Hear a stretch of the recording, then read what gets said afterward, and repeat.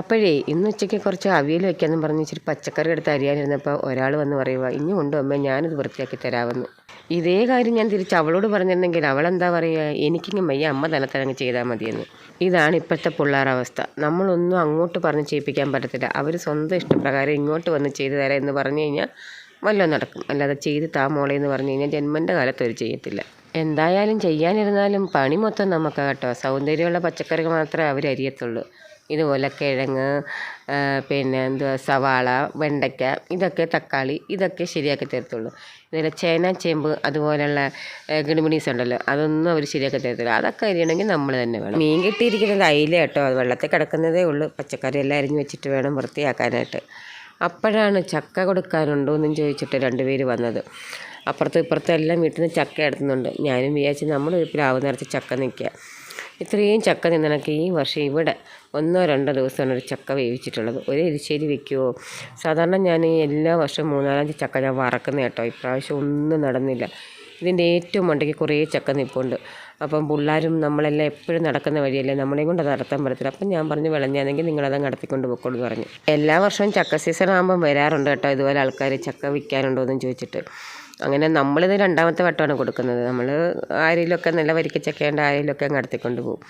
അങ്ങനെ അവർ ചക്ക നടത്താൻ തുടങ്ങിയപ്പോഴത്തേക്കിനും വേണ്ട അമ്മയുടെ ഒരു ചെടിച്ചട്ടിയുടെ പടുതി കണ്ട. എന്തായാലും അമ്മ ഇന്ന് കടയിൽ നിന്ന് വരുമ്പോഴത്തേനും കോളായിരിക്കും. കാരണം രാവിലെ ഇതിൻ്റെ പൂവൊക്കെ കണ്ടു നിന്ന് ആസ്വദിച്ചിട്ട് പോയതൊക്കെ. അങ്ങനെ കണ്ണ് കിട്ടിയത് ഒരു ചക്ക അതിൻ്റെ മണ്ടയ്ക്ക് വന്ന് വീണ് അതങ്ങ് പൊട്ടിപ്പോയി. അങ്ങനെ വിളഞ്ഞ ചക്ക ഒരു 5 ഉള്ളായിരുന്നു. അതിൽ 1 ഞങ്ങൾക്ക് വേണമെന്ന് പറഞ്ഞ് ഞങ്ങൾ മാറ്റിയിട്ടു. ബാക്കി 4 ചക്കയ്ക്ക് അവർ ചക്കയുടെ വലിപ്പം അനുസരിച്ച കാശ് തരുന്നു കേട്ടോ. 30 രൂപ, 40 രൂപ, 50 രൂപ, അങ്ങനെ ചക്കയുടെ വലിപ്പം അനുസരിച്ച് അവർ തരും. ഒരു ദിവസത്തെ മീനുള്ള കാശ് കിട്ടി. എന്തായാലും ഈ മണ്ടയ്ക്ക് നിൽക്കുന്ന ചക്കയൊക്കെ എന്ന് പറഞ്ഞു കഴിഞ്ഞാൽ ഒന്നീ അവിടെ നിന്ന് പഴുത്ത് താഴെ നമ്മൾ നടന്നു പോകുമ്പോൾ നമ്മുടെ ദേഹത്ത് വീഴും. അങ്ങനെയൊക്കെ തറയൊക്കെ വൃത്തികേടാകത്തേ ഉള്ളൂ. ഇത് ഇവരെ കയറി അടത്തിക്കൊണ്ട് പോകുമല്ലോ. എന്തായാലും ഇനി ഏറ്റവും മണ്ടയ്ക്ക് കുറേയും കൂടെ നിൽപ്പുണ്ട്. അപ്പോൾ അവർ ഇനി 2 ആഴ്ച കൂടെ കഴിഞ്ഞിട്ട് വരാം. അപ്പോഴത്തേക്കിനത് വിളവാകും. അപ്പോൾ അത് വന്ന് നടത്തിക്കൊണ്ട് പോകാമെന്നൊക്കെ പറയുമായിരുന്നു. അങ്ങനെ അവർ വണ്ടിയും കൊണ്ട് വന്ന് ചക്കയൊക്കെ കയറ്റിക്കൊണ്ട് പോയി. അപ്പുറത്തും ഇപ്പുറത്തും എല്ലാ വീടുകളും ഇഷ്ടംപോലെ ചക്കയുണ്ട് കേട്ടോ. അവിടെ നിന്നെല്ലാം ഇതുപോലെ വിൽക്കും. എല്ലാ വർഷവും വിൽക്കുന്നവരൊക്കെ തന്നെ. അങ്ങനെ അവർ ചക്കയും കൊണ്ടൊക്കെ പോയി കഴിഞ്ഞിട്ട് പിന്നെ അവിയലിന് ഏത്തക്കയില്ലായിരുന്നു ഇടാനായിട്ടിട്ട്. അപ്പോൾ നമ്മുടെ ഈ പച്ചക്കറിക്കടയിൽ നിന്ന് കിട്ടുന്ന വാഴയ്ക്കയുണ്ട്. അതിനേക്കാളിലും ടേസ്റ്റ് ഏത്തക്കയാണ്. അപ്പം ഏത്തക്ക ഇല്ലാത്തതുകൊണ്ട് ഞാൻ വിചാരിച്ച അപ്പുറത്തൊരു കൊല നിൽപ്പുണ്ട്. അതിനകത്തുനിന്ന് വിളഞ്ഞെങ്കിൽ കാവിച്ചതും പറഞ്ഞ് നിന്ന് കേട്ടോ. അപ്പോൾ കൊല നമ്മുടെ ആണെങ്കിലും വാഴ നമ്മുടെ ആണെങ്കിലും ഒന്ന് കൊല നിൽക്കുന്ന അപ്പുറത്തെ വീട്ടിൽ അയ്യത്താണ്. എവിടെ നിന്നാലും പ്രശ്നമൊന്നുമില്ല. ഇവിടെ അങ്ങനെ വഴക്കും മക്കാണൊന്നുമില്ല അയലത്തുകാർ തമ്മിൽ. അതുകൊണ്ട് പ്രശ്നമൊന്നുമില്ല. അവിടെ നിന്നാലും വിളയുമ്പോൾ നമുക്ക് ഇനി വെട്ടാം. എന്തായാലും അത് വിളവായില്ലായിരുന്നു. അപ്പോൾ ഞാൻ പിന്നെ ഉള്ളത് വെച്ച് അരിഞ്ഞ് അഡ്ജസ്റ്റ് ചെയ്ത് പെട്ടെന്ന് തന്നെ കുക്കറിൽ അവിയലും ഒക്കെ വെച്ചെടുത്തു. പിന്നെ അയിലയും കണ്ടിച്ചു. അതങ്ങ് കൂട്ടാൻ വയ്ക്കാൻ ഒരുങ്ങി. മുളക് കറി വയ്ക്കാമെന്ന് വിചാരിച്ച്. അവിയലും മീൻ കൂട്ടാനും ഭയങ്കര കോമ്പിനേഷൻ കേട്ടോ.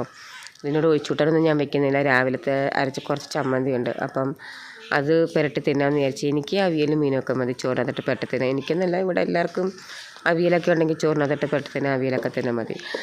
അങ്ങനെ മീൻ കൂട്ടാനും എല്ലാം സെറ്റായി. ഉച്ചയൂണിപ്പം ഇന്നത്തെ ഉച്ചയൂണെന്ന് പറയുമ്പം ഇത്രയൊക്കെ ഉള്ളൂ. അപ്പോൾ ഇന്നത്തെ വീഡിയോ ഇത്രയേ ഉള്ളൂ. ആദ്യമായിട്ട് കാണുന്നുണ്ടെങ്കിൽ ഒന്ന് സബ്സ്ക്രൈബ് ചെയ്ത് ഒന്ന് സപ്പോർട്ട് ചെയ്യണേ.